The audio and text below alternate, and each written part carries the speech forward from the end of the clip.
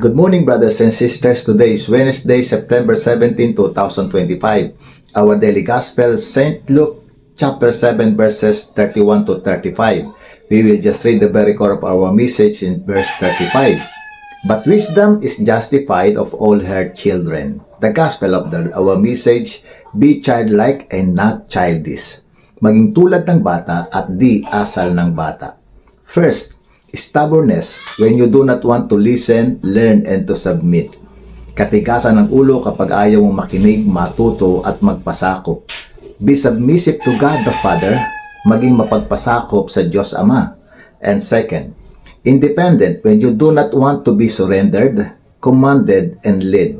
Independiente o malaya, kapag ayaw mong sumuko, inuutusan, at pamunuan. Be dependent to God the Father, maging umaasa o nakasandig sa Diyos Ama. And third, foolishness, when you do not want to be enlightened, change, and be saved. Kalokohan, kapag ayaw mong maliwanagan, mabago, at maligtas. Be good to God the Father, maging mabuti sa Diyos Ama. Good morning, and God bless us all.